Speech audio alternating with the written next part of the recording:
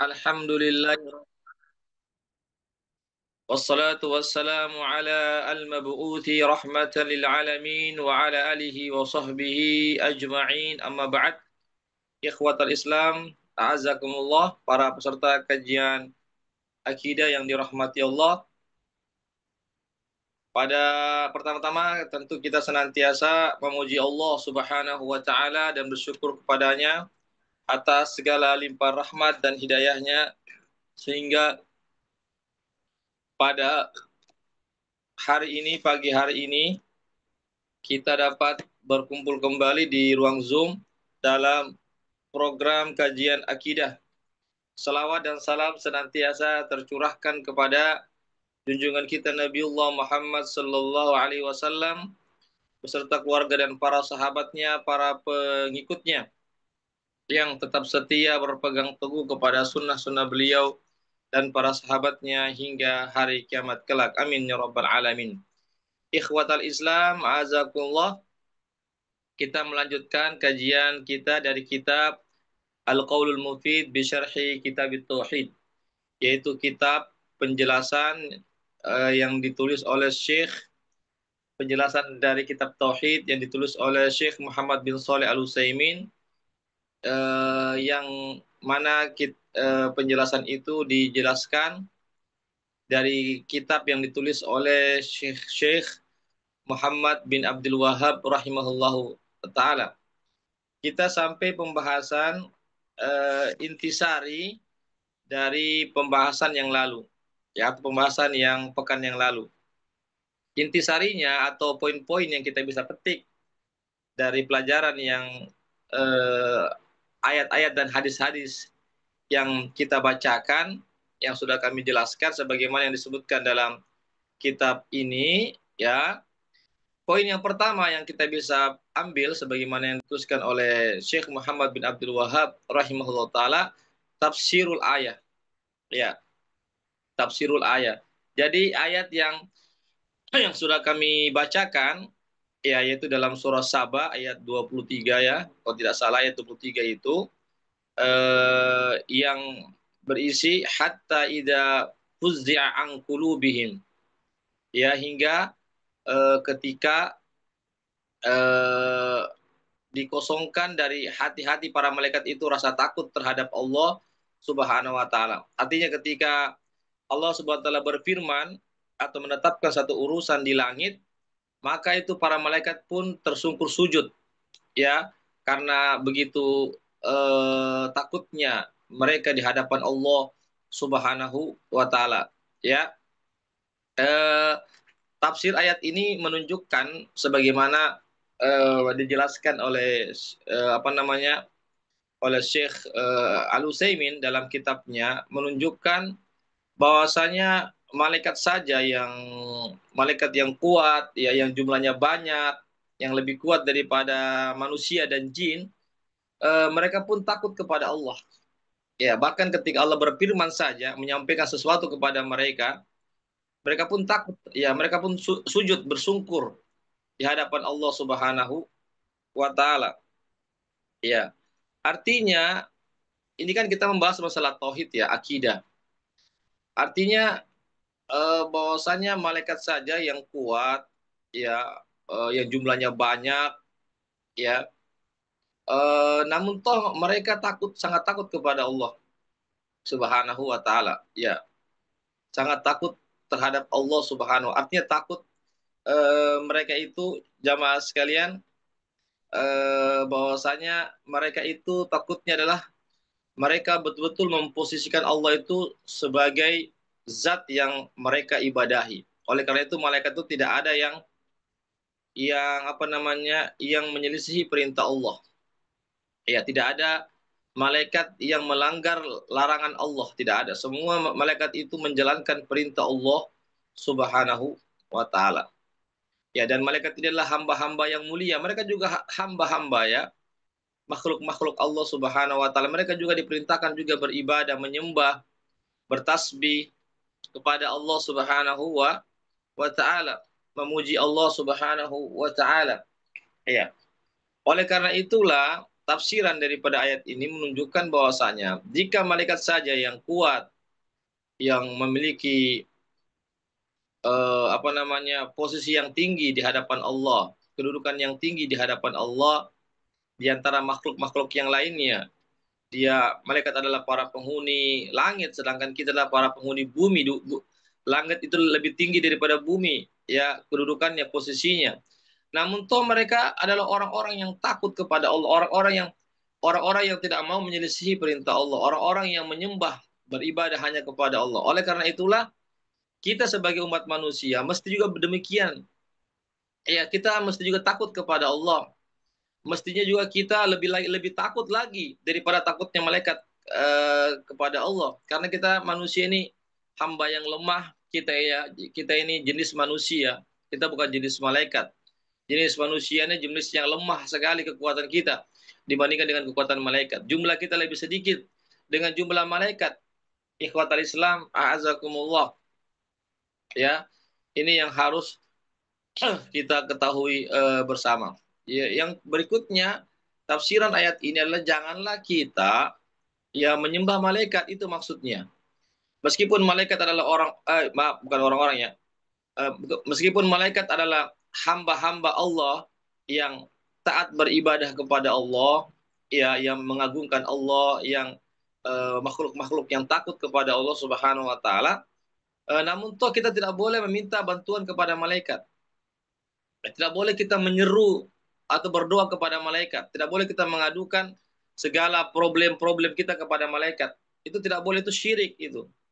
Kita hanya bisa mengadukan segala kelemahan kita, segala problem, permasalahan kita hanya kepada Allah. Ya, sebagaimana Allah mengatakan, "Ud'uni astajib lakum." Ya, mintalah kepadaku, berdoalah kepadaku. Ya, astajib lakum, maka niscaya aku akan perkenankan doa kalian. Jadi Allah memerintahkan kepada kita untuk meminta kepada Allah. Ya, bukan meminta kepada makhluk-makhluk yang lainnya, bukan kita bersandar kepada malaikat, bukan kita menjadikan malaikat posisinya sama dengan sederajat dengan Tuhan. Ya, ikhwatal Islam, azakul. Itu yang pertama. Yang kedua, iya, pelajaran yang kita bisa petik di bab ini, di pembahasan ini adalah eh, dalam ayat itu yang tadi saya bacakan surat Saba ayat 23 itu terdapat hujah argumentasi ya tentang batilnya kesyirikan, tentang batalnya kesyirikan ya, terkhusus orang-orang yang menggantungkan dirinya kepada orang-orang yang soleh. Ya, ada orang kan karena melihat di sana misalnya ada orang yang soleh, apalagi orang-orang yang sudah meninggal dunia, ya dikatakan ini adalah orang-orang yang soleh. Akhirnya apa? Akhirnya manusia pun datang ke tempat tersebut, ya tempat orang-orang soleh yang dikuburkan itu, lalu mereka meminta sesuatu kepada orang yang soleh atau bertawassul kepada orang-orang yang soleh di situ, ya atau mengharap sesuatu kepada orang-orang yang soleh yang dikuburkan, itu tidak boleh. Ikhwat Islam azakullah. Jadi harapan kita berharap, kita mengadukan segala kelemahan kita, problema-problema kita, kehidupan kita hanya kepada Allah langsung, tanpa perantara. Ya, tanpa perantara dengan orang-orang yang sudah meninggal dunia. Ikhwatal Islam, meskipun dia orang-orang yang soleh, ya. Ini ikhwatal Islam. Ini yang harus kita ketahui bersama. Apalagi kalau kita menjadikan perantara-perantara ya yang tidak jelas, ya yang tidak jelas ya, atau sesuatu yang tidak jelas kita jadikan perantara antara kita dengan Allah, atau kita minta sesuatu ya kepada minta sesuatu atau berdoa kepada misalnya tempat-tempat yang mana eh, tempat itu tidak jelas ya, sekalipun jelas juga tidak boleh juga, karena beribadah, doa itu adalah ibadah, ibadah itu hanya ditujukan hanya kepada Allah Subhanahu wa taala. Jadi doa itu hanya ditujukan kepada Allah Subhanahu wa taala. Itu yang kedua. Ya, yang ketiga adalah tafsiran firman Allah, qaulul haqqo wa huwal aliyul kabir.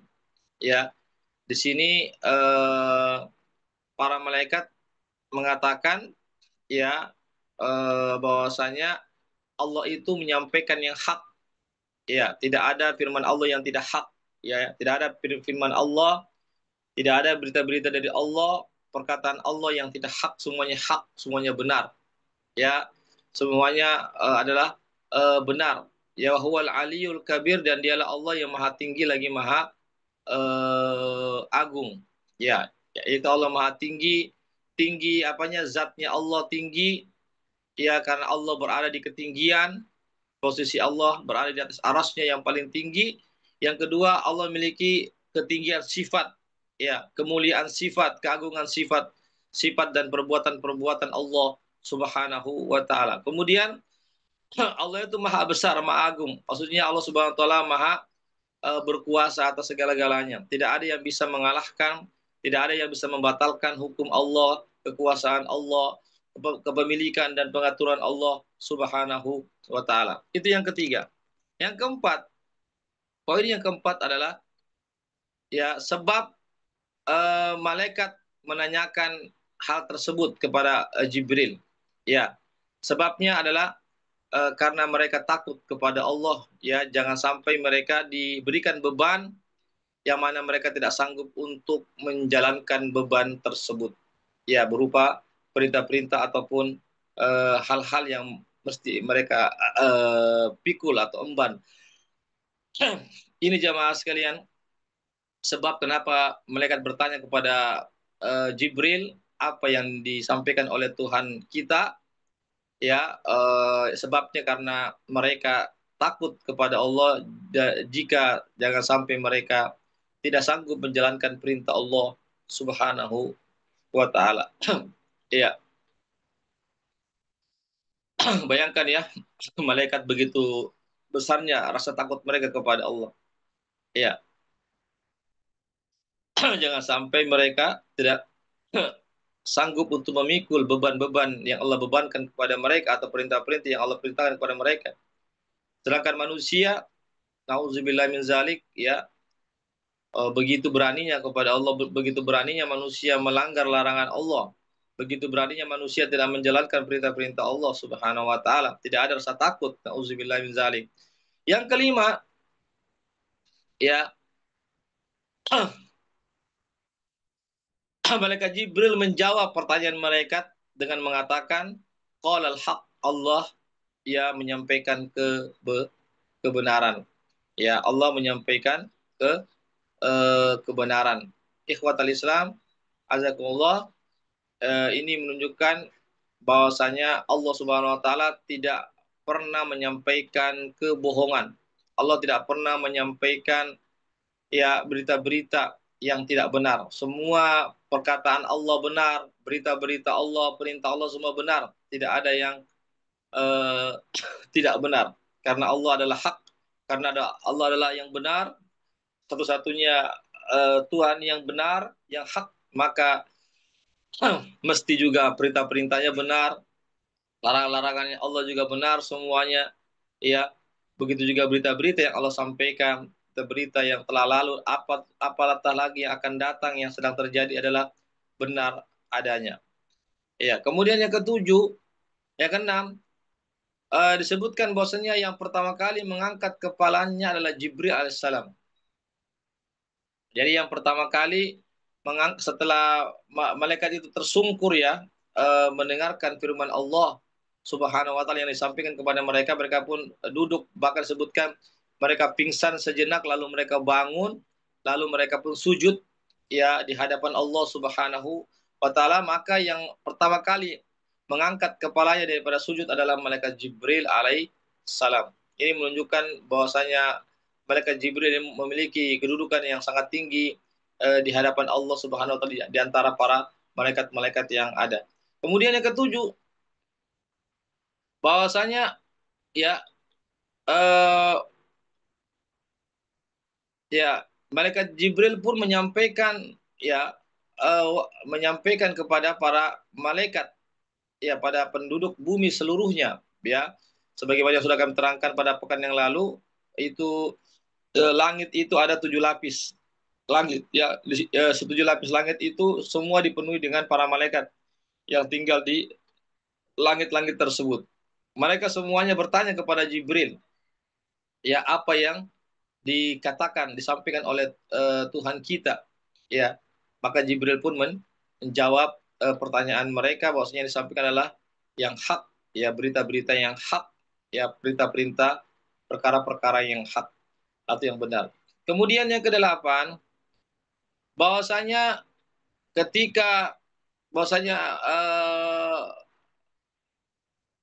seluruh penduduk langit pada saat itu ketika Allah berfirman menyampaikan sesuatu kepada mereka, ya, atau menyampaikan sesuatu kepada malaikat Jibril, ya, maka langit-langit, ya, sebagaimana dijelaskan pada pertemuan sebelumnya, langit-langit itu pun, ya, bergetar. Bayangkan, ya, semua langit bergetar, padahal langit ini kokoh, takut kepada Allah. Begitu juga para malaikatnya juga takut kepada Allah Subhanahu wa taala. Bahkan mereka pun pingsan, ya, bahkan para malaikat pun semuanya pingsan, ya, lalu mereka bangun lagi dari pingsannya, lalu mereka pun bersujud kepada Allah Subhanahu wa taala.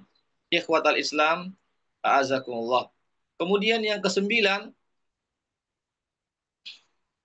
ya, ya, sebagaimana yang tadi saya sampaikan, bahwasanya tujuh lapis langit yang kokoh, yang luas, ya, yang berdiri tanpa tegak, tanpa tiang ini pun mereka gemetar, ya, ya, atau apa namanya, bergoyang, bergerak, ya, atau ya bergoyang, eh, tujuh lapis langit itu tatkala mendengarkan firman Allah Subhanahu wa taala. Ketika Allah berbicara, ya, kepada malaikat Jibril, maka langit-langit ini pun bergetar. Padahal langit-langit ini adalah makhluk yang termasuk makhluk yang kokoh, yang kuat, ya, bahkan lebih lebih kuat daripada bumi ini yang kita pijak. Tetapi meskipun demikian, makhluk langit ini adalah makhluk Allah, ciptaan Allah. Maka mereka pun wajar jika mereka atau langit-langit ini tunduk, ya, atau takut kepada Allah Subhanahu wa taala. Kemudian yang ke-10, bahwasanya malaikat Jibril ini membawa wahyu, ya, sebagaimana yang Allah perintahkan kepada, sebagaimana yang Allah perintahkan kepadanya, ya, sampai kepada para nabi dan rasul. Jadi malaikat Jibril ini Allah wahyukan, ya, satu apa namanya, perkara misalnya, atau wahyu-wahyu, ya, bersih perintah, berita dan seterusnya, lalu disampaikan kepada Rasulullah atau kepada para nabi dan rasul hingga Nabi kita Muhammad Shallallahu Alaihi Wasallam. Itulah tugas atau diantara tugas malaikat Jibril, yaitu menyampaikan wahyu kepada para nabi dan rasul di bumi. Kemudian poin yang ke-11 adalah bahwasanya setan itu mencuri berita dari langit. Ya, jadi setan itu mencuri berita dari langit, ya, sebagaimana yang sudah kami sampaikan sebelumnya. Ya, hanya saja setan ini, ya, kadang tidak sampai mendengar berita dari langit karena telah Allah kirimkan, ya, bola api yang ada dari bintang-bintang, ya, kirimkan berupa berupa bola api, sehingga mereka pun tidak dapat mendengarkan apa namanya, perkataan Allah yang Allah wahyukan kepada para malaikat, kepada Jibril, ya, kepada Jibril ataupun kepada malaikat-malaikat yang lainnya, ya. Ikhwatal Islam, azakallah. Ya, kemudian yang berikutnya, ya, bahwasanya di antara setan yang ingin mencuri berita dari langit lalu dia menyampaikan kepada paranormal yang ada di bumi atau para tukang sihir atau yang semisalnya, ya, eh, itu ada yang mana mereka itu belum sampai mencuri berita dari langit, ya, mereka pun sudah apa namanya, terkena daripada bola api itu sehingga mereka tidak sang. Ada juga yang sempat, ya, menerima daripada apa namanya berita tersebut, ya. Ikhwatal Islam, azakumullah, ya. Jadi eh, ada yang sempat menerima, ada yang tidak sempat menerima, ya, karena disebabkan adanya bola api yang Allah lemparkan kepada apa namanya, yang Allah kirimkan kepada setan-setan yang ingin mencuruti berita-berita yang ada di langit yang Allah sampaikan kepada para malaikatnya. Kemudian yang berikutnya, ya, terkadang perkataan paranormal itu ada sebagian yang Allah yang orang benarkan. Ya, kenapa sebagian eh, perkataan paranormal itu dibenarkan? Itu tadi karena mereka itu meminta bantuan kepada itu setan. Jadi setan itu mencuri berita dari langit lalu disampaikan kepada paranormal, ya, ya, atau ya orang-orang paranormal, ya, orang-orang yang apa namanya, yang mengetahui, yang mengaku mengetahui perkara-perkara yang gaib itu karena mereka mendapatkan info dari setan-setan tersebut. Cuma hanya saja tadi, ya, hanya saja di situ sudah ada kebohongan-kebohongan, tambahan-tambahan kebohongan di situ. Ya, di situ sudah ditambahkan bukan lagi berita yang asli, tapi sudah betul juga apa namanya, setan menambahkan berita-berita yang tidak benar. Begitu juga para ahli apa namanya, paranormal juga, tukang sihir juga menambahkan juga berita-berita yang sudah lagi tidak orisinil, ya, ditambah-tambah yang tadinya itu berita kebenaran ditambah lagi dengan 100 kebohongan oleh para ahli normal, sehingga orang-orang pun tertipu dengan apa yang disampaikan oleh para ahli normal. Kemudian yang berikutnya, ya, ikhwatal Islam, a'azakumullah, ya.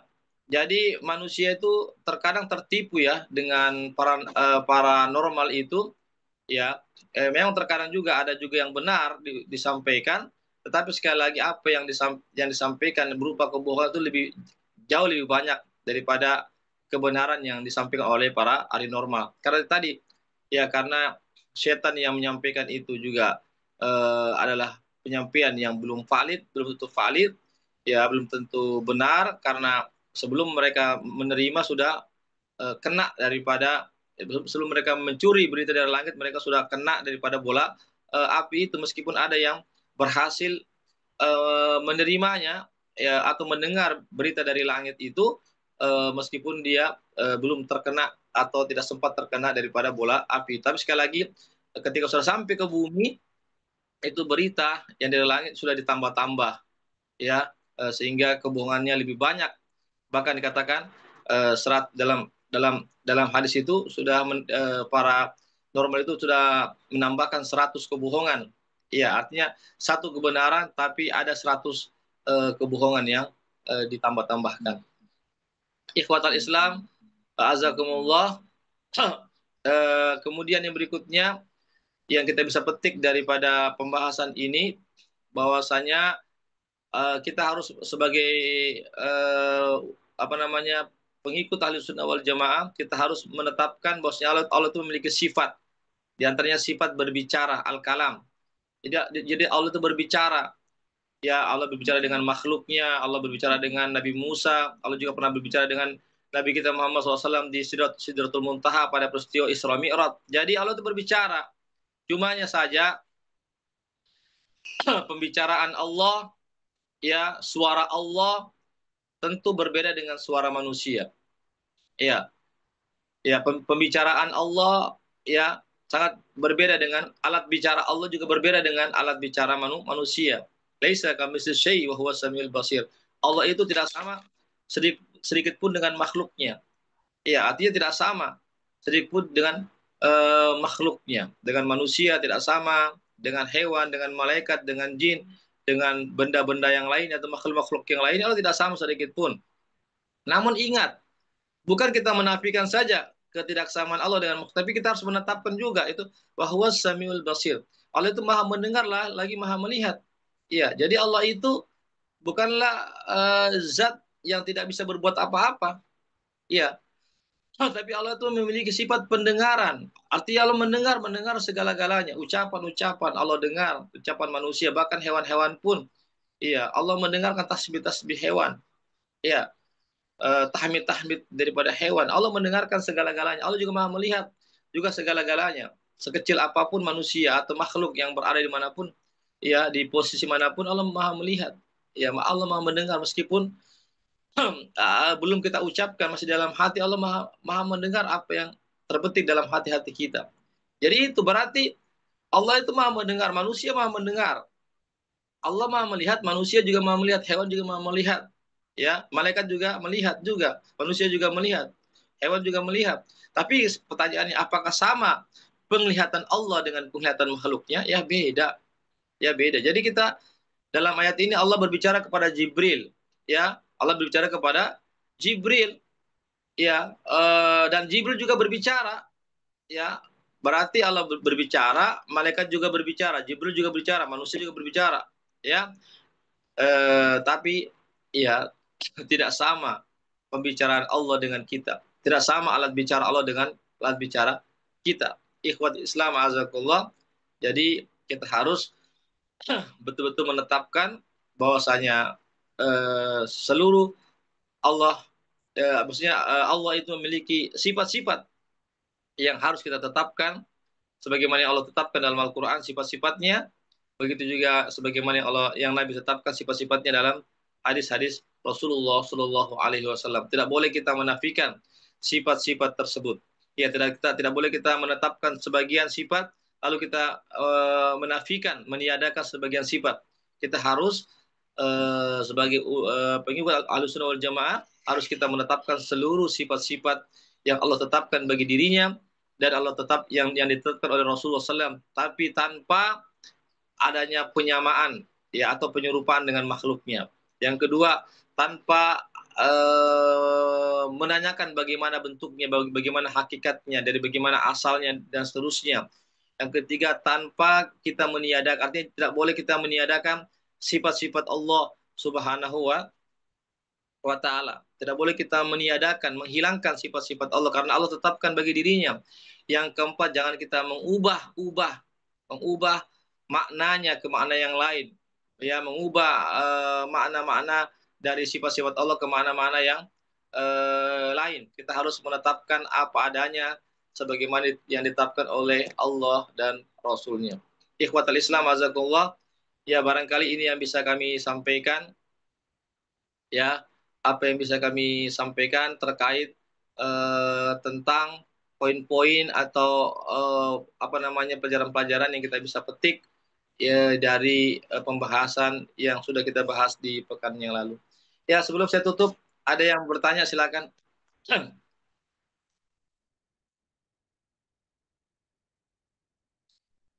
Silakan kalau ada yang bertanya. Bisa langsung atau lewat room chat.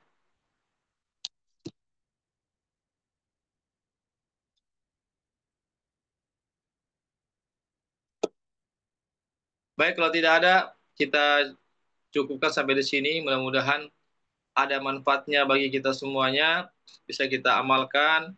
Jadi kesimpulannya adalah, ya kesimpulannya dari pembahasan kita pada hari ini, yang paling penting, semuanya penting ya, tapi yang terpenting adalah kita sebagai umat Rasulullah SAW tidak boleh kita menyekutukan Allah dengan sesuatu apapun. Meskipun kepada orang-orang yang soleh, meskipun kepada malaikat, meskipun kepada siapa saja tidak boleh kita menyekutukan Allah. Tidak boleh kita berbuat syirik, tidak boleh kita meminta, menyembah, ruku, sujud kepada makhluknya. Kita hanya sujud, ruku, berdoa, meminta, mengadukan segala nasib kita, ya kehidupan kita hanya kepada Allah Subhanahu wa taala. Itu inti sari dari pembahasan kita pada pertemuan kita kali ini. Semoga apa yang kami sampaikan ada manfaatnya bagi kita semuanya dan kita bisa amalkan dalam kehidupan kita sehari-hari. Kami ucapkan jazakumullahu khairan katsira wa barakallahu fikum kepada para peserta semuanya yang sudah membersamai kami dalam kajian-kajian kami, khususnya kajian akidah pada pagi hari ini. Kami juga mengucapkan jazakumullahu khairan katsira kepada para donatur yang sudah berpartisipasi terlaksananya kegiatan kali ini. Kami akhiri kegiatan kali ini dengan membaca doa penutup majelis. Subhanakallahumma bihamdik. Asyhadu an la ilaha illa anta astaghfiruka wa atubu ilaik. Assalamualaikum warahmatullahi wabarakatuh. Waalaikumsalam Waalaikumsalam warahmatullahi wabarakatuh. warahmatullahi wabarakatuh. Wa iyyakum wa barakallah.